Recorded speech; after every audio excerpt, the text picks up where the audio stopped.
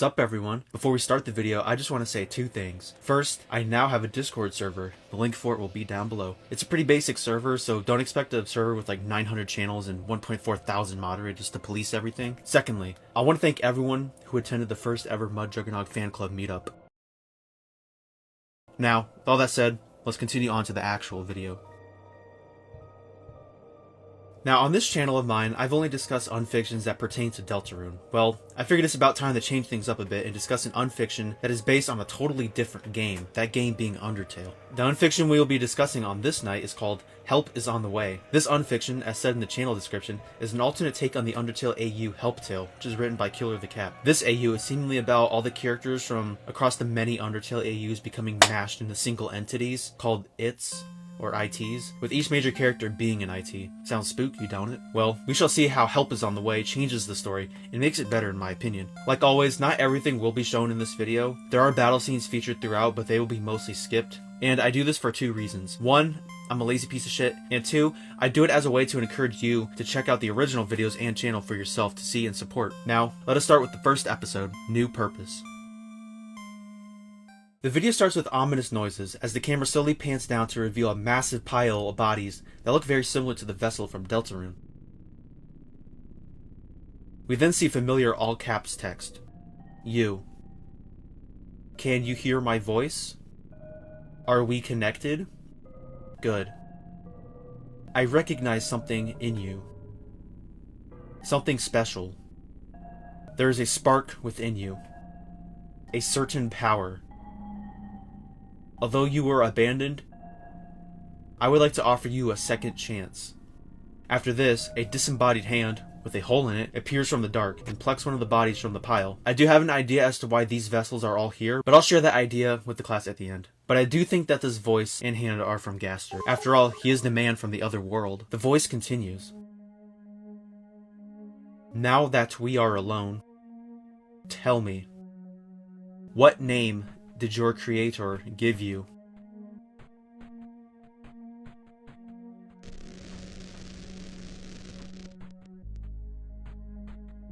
I see. I suppose that is fine. Perhaps you do not need a name. Damn, Gaster hates that fucking name with all his being. Merely a goal. A reason to exist. Your purpose. Salvage what you can from a dying world. Despite the help you will provide to others. There will also be turmoil. On your journey, you will experience pain, love, disgust, hope, fear, joy, and so much more. Are you prepared for this inevitability? Good. Thank you. I have one final gift to bestow upon you. With this, we see the forming of a soul with new symmetrical sprite work. Seems like Gaster finally noticed how janky the OG sprite was. As Gaster further speaks, we can now see the vessel slowly gain a familiar color palette. After Gaster's final plea to the vessel, the video dramatically ends.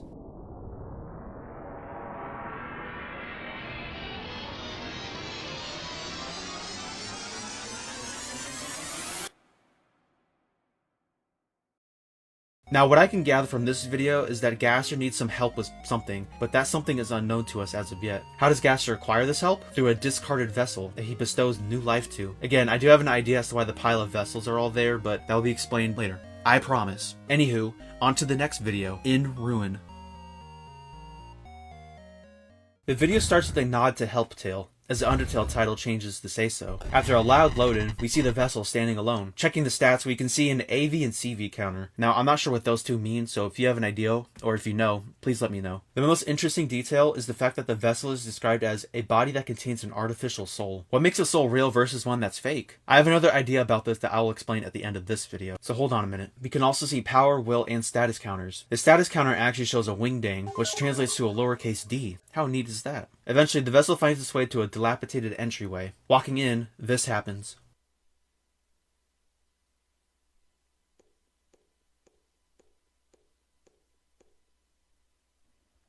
We see a familiar flower that sounds rather pained. We now enter the first fight of the series. However, whoever this mysterious flower character is runs away before anything could happen. Damn. But then this happens.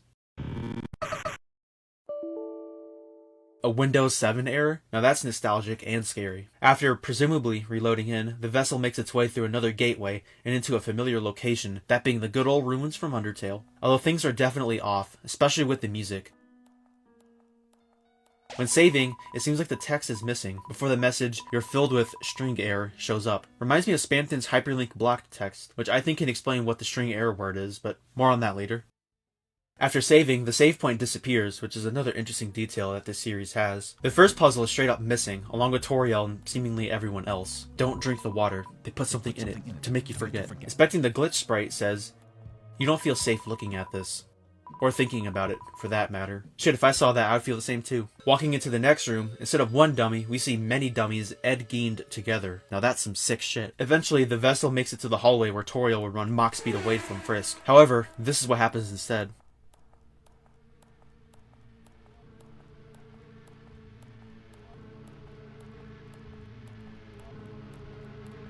Oh shit, run!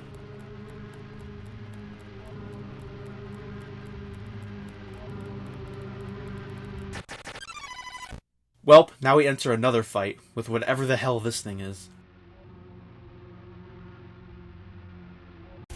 Although if we take a closer look at it, you can see the wings of a Whimsun, the body of a Lux, and even a Moldsmal. Remember the synopsis of Helptale? How it involved many characters being molded into a single entity called an It? Well, I believe that what we are seeing is an It of all the enemies of the ruins. Some more sick shit. What's also interesting to note are the option buttons at the bottom, and how one of them is grayed out. Will we know what this option does? Maybe. But for the time being, it is unavailable. The vessel puts on a valiant fight, however, it is not cracked at the game, and eventually dies. Although as the soul splits apart, we now see some white goop seal it back together, as the game freaks out and epilepsy warnings us. Now what we are about to see genuinely surprised me when I saw it, just because of how out of place it is. This is what happens at the game over screen.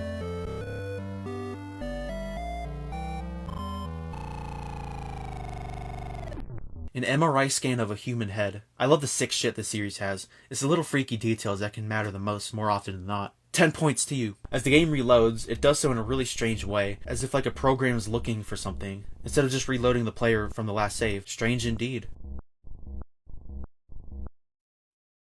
We now return to a clown vomit room, where Gaster says to the vessel, "Welcome back. I apologize for what you had to experience. You were not prepared to face that entity. There will be more like it. But soon you will be able to save them. You will return from death once you are ready. However, that entity was highly unstable. It has left a stain upon your very soul. But worry not. With time, stains will fade and be washed away. Continue forth, and remember, this world needs your help." There's a title drop.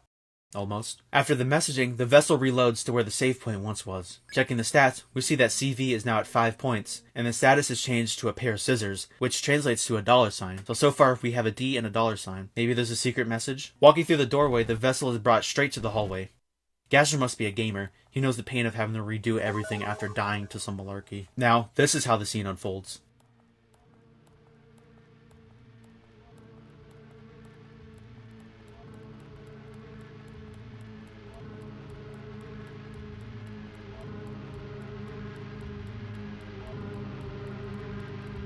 The vessel was quick thinking and pulled a Toriel by hiding behind the pillar. 10 points to the vessel. Reaching the next save point, it's interesting to note how the vessel runs around a bit through the leaves. Maybe the vessel enjoys doing this sort of thing? Here we get actual dialogue for the save point, and it's even more interesting. Walking through the crunching leaves gives you a certain feeling. It's one you never had before, but it's still familiar, comforting. We can also see a return of the string error, and we can now note how saving reduces CV value. Well, whatever this CV value is, it seems tied to reloading after dying. What could this familiar feeling be to the vessel? I think we're all thinking the same thing, but I'll say what I think soon, so don't worry, brah. Walking to where the candy bowl is, it seems to have been replaced with a candy monster. A neat play on words, since in the original game it's a bowl of monster candy. I see what you did there. Checking the stats once more, we see that the CV has gone down to 4, and the status is a glaggle, which translates to a capital J. $J. Remember that, Michael. Yeah, I see you there, Michael. Write that down. After making it past a difficult puzzle, we see a glitched out version of the whole vent thingy in the wall. This is what happens when the vessel interacts with it. As the dialogue says, grievous error, the vessel is brought to a grey room, with music sounding familiar to that of Lost Girl from Deltarune. Not much happens here, and as the vessel leaves, it is brought back to whence it came. I feel like this scene is a nod to the Gaster room that can appear in Waterfall, as both are grayed out rooms, although this one is Gasterless. Before the vessel leaves this area, take note again, Michael, how the vessel runs through the leaves for a bit. How cute. After fighting a faded ribbon, the vessel is now in the infamous rock pushing room. 4 out of 4 rocks recommend you push them. Well, that should make things easy, huh? The 4 rocks are moved with ease, but before the vessel pushes the 5th, it's eerie to note how it's apparently not a rock, but it still moves with ease. I remember watching this part for the first time. I thought the 5th rock would move off the button as the vessel walked over the spikes, but thankfully, the vessel remained safe. Walking into the next room, it seems holy. Literally. It also seems like that damn mouse finally got the cheese. Instead of saving, the vessel walks over to where Napstablook should be, but instead we are met with a pile of goop. There's a puddle here. Move it with force. Spooky to note how moving it is given as a command instead of an option, like in the original game. This of course brings us into another battle. The entity here is referred to as a puddle, with scrap metal floating inside. Sounds like me. After a suspenseful fight, music fills the room, and the deed is done. With this, the puddle dissipates. After saving, this happens.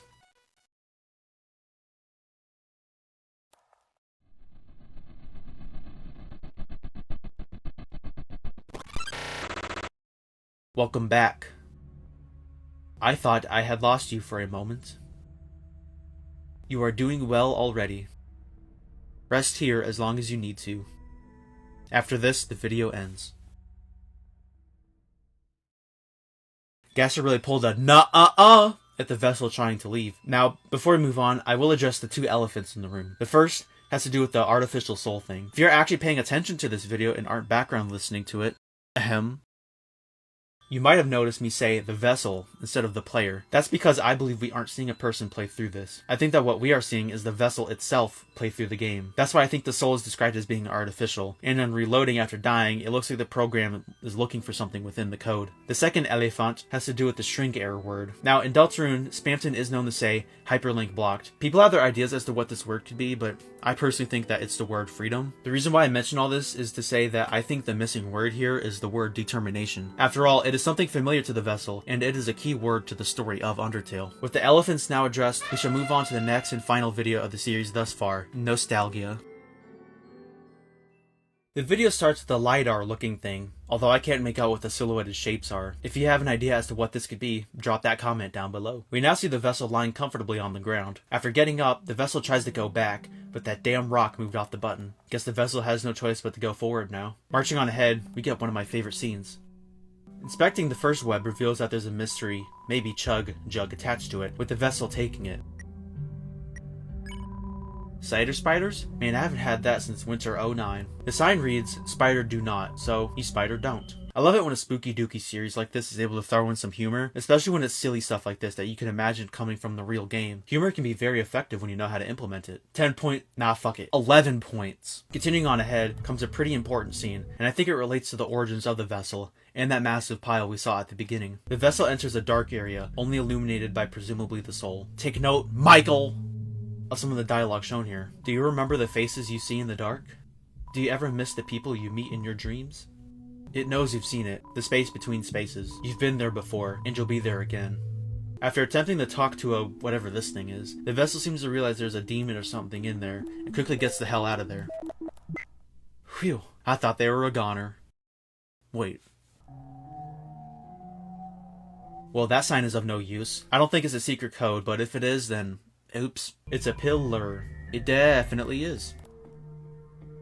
Well, this sign is of new— Whoa! Wait a sec. Go back. Hit pause. Read.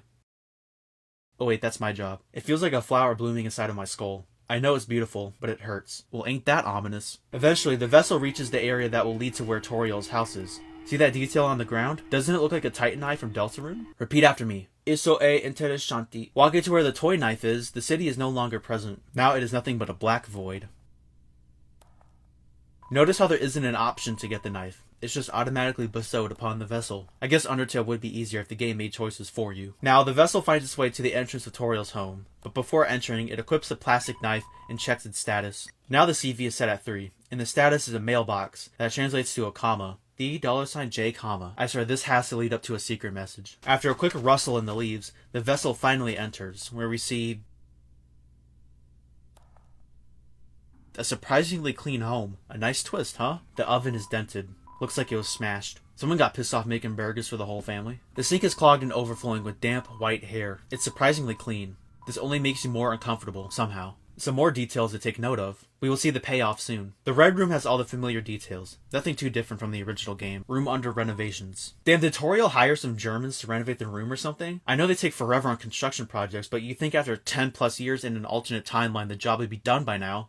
Trust me, if you want the job done quickly, you hire a crew of Mexicans and you arm them with Modelos and a Bluetooth speaker. Anyways, it's walking in the Toriel's room where things get interesting. And scary. It's a diary. The pages are smeared with ink, but some text is still legible. Read it?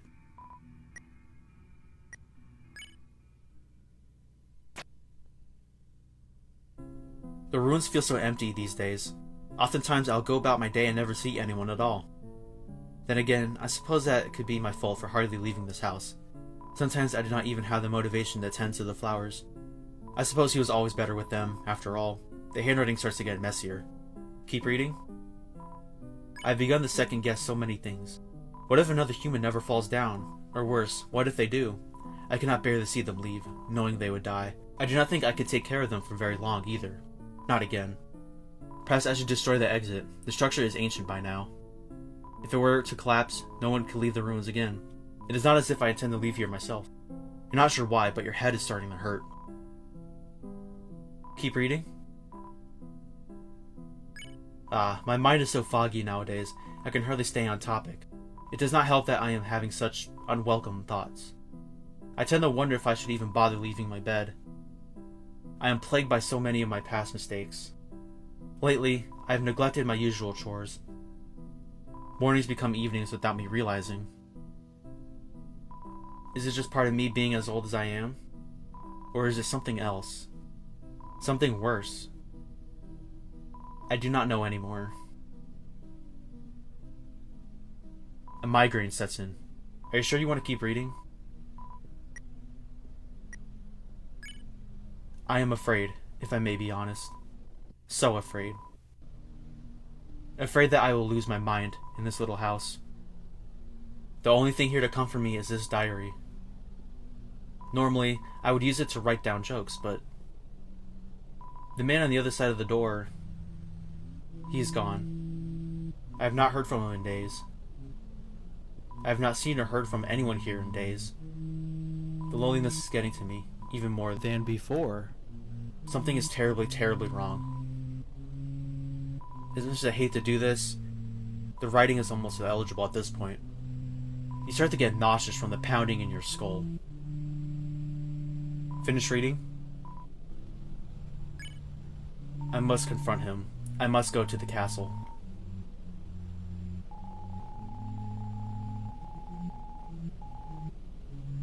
My hands are shaking. I can hardly stand. But I cannot rot here.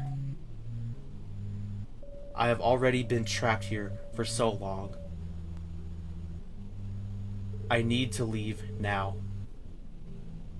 I need to get out. Oh. Guess it was nothing. Well, Toriel's diary reveals to us just how sad her life has become, trapped in the ruins. Even the man she once joked with disappeared, and now she's even more alone. Whatever happened to Toriel? Perhaps we will see. Walking back out, the door to the renovated room is now finally open. Well, let's take a look inside. Oh, fuck. Those Germans must have left their goofy windows closed and left the heater on. Anyways, we aren't in a new room. Instead, we are in an alternate version of the house. One that is grayscaled and covered in black mold. Walking out to where the stairs are, it seems that the entire downstairs has been molded over. However, inspecting it reveals to be a steep drop. So maybe it's no longer stairs, but more like a black pit of some kind. Walking into the next room is when things get creepy. There are white strands about the place, but most prominently at the S-Tisch. It almost looks like it's injured. You reach out to it, but you instinctively recoil as soon as you touch it. It's entirely made of wet, white hair. Now where have we seen that before? Dinner for three. Nothing says family home dinner quite like black, moldy flowers. As the vessel walks into the kitchen, this happens. Its form undulates slowly, rhythmically. A wave of nausea washes over you. You don't belong here. Oh shit.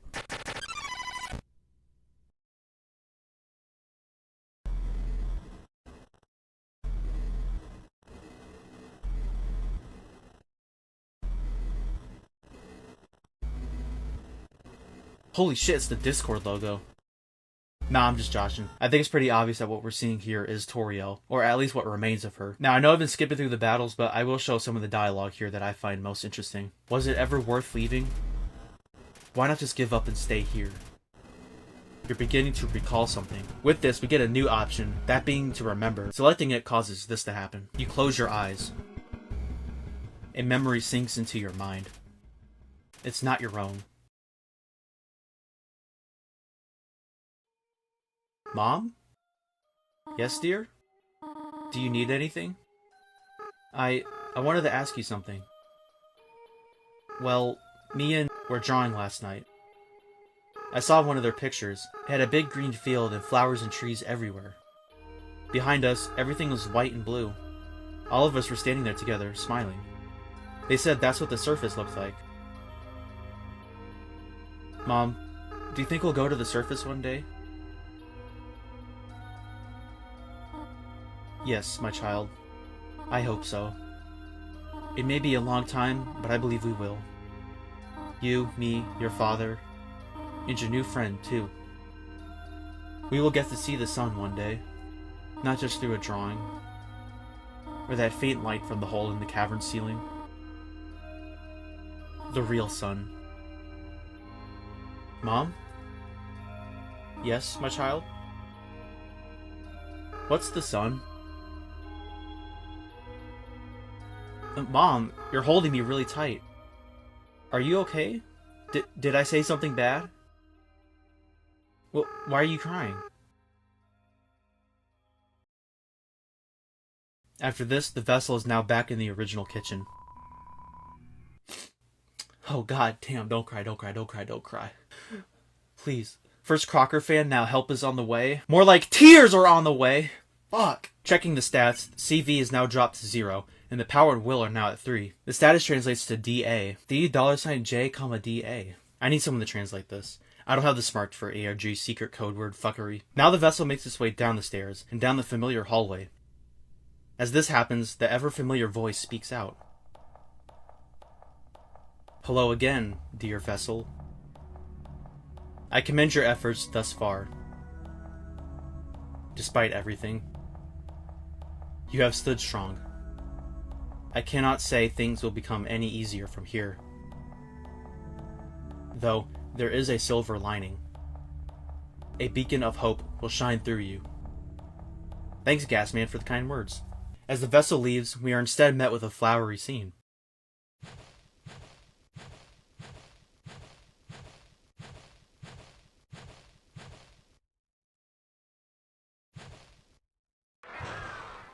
It's trying to give you something.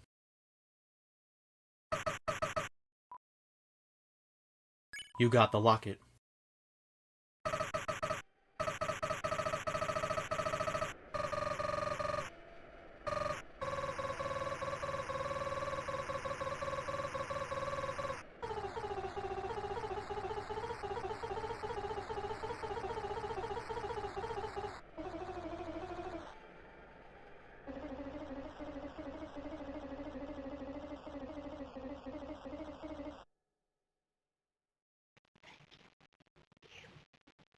Flowey can still speak, huh? Seems like in his dying moments he gave you this locket, but why? Well, maybe we shall see why soon enough. After this, the vessel now leaves the ruins, where the video ends.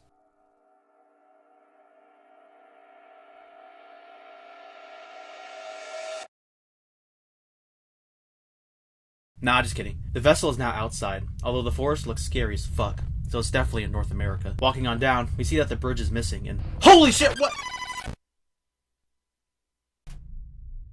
Seems to be another reference to Helptail, as these amalgamations are called its. I don't think I have to tell you who this is, based on that goofy ass smile. Remember the grayed out fourth option from below? Well, now it's been replaced with the heart locket. What could this locket do? Now again, I'll be skipping over this fight, but I really do recommend you watch it. It's so weird, and it's actually the first thing of the series that I watched before I saw anything else, and I think it characterizes Sans perfectly. Eventually, near the end of the fight, the vessel can feel the locket beating. Selecting the locket brings up two options, separate and absorb. The vessel selects the separate option, where this happens. With a deep breath, you reached out to the souls.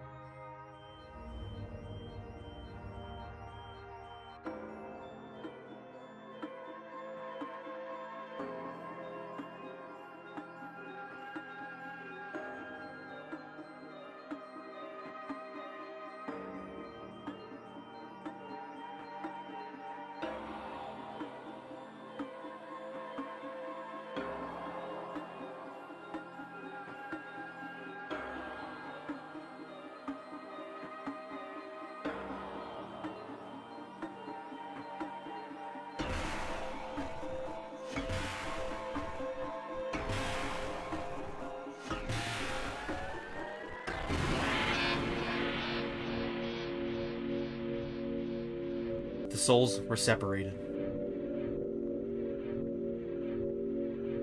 One down. It's time to reset. But something's changed.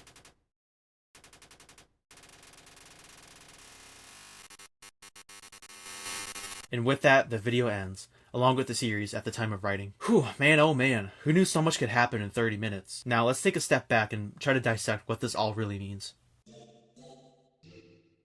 So far, it seems like the story of Help is on the Way is this. Many Undertale AUs have collided into one, and has caused things to become nasty and moldy, and monsters to form into single entities. Gaster sees all this and decides to fix things. How does he do it? By obtaining a vessel from his vessel stockpile. Where does this pile come from? Well, remember that dark room with the dialogue that Michael took note of? Well, here's what I think. I think that the series takes place at the end of Deltarune, after Gaster finally achieves his Deltarune. I also think that it implies that the vessels were no longer needed, so they are discarded by their creators, aka the players, since the game was completed. And with that, what better way to try to implement a fix to Undertale than to use a vessel? The vessel couldn't save the itch of the ruins enemies, but the vessel was able to save Toriel, and was able to separate all the Sand Souls from the one large nasty conglomerate soul. It's also interesting to note the dialogue that mentions returning to the space between spaces, that being Deltarune, or at least a dark world of some kind. It's so cool to see an Undertale unfiction implement Deltarune in a way that isn't directly stated, but rather something for the audience to figure out. I also want to talk about the locket options. I feel like the option to absorb could imply a genocide route way of going about things, but we ain't about that here. It also reminds me of Bioshock, how you can either save the little sisters by separating the atom slugs from them, or you could absorb them by just eating them.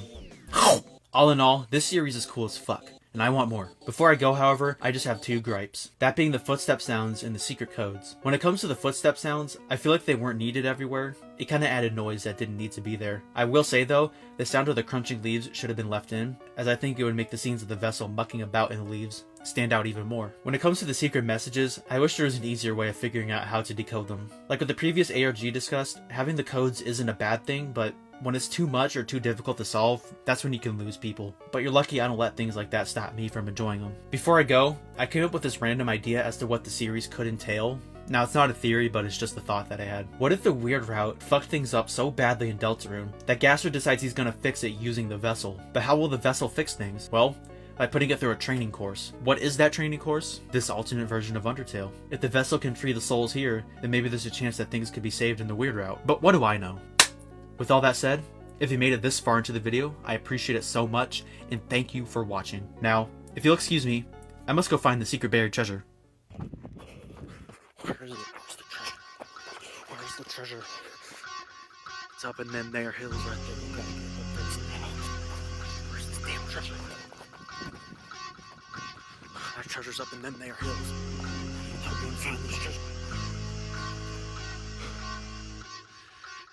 treasure's up in them there hills. And I'm gonna get up there whether you like it or not.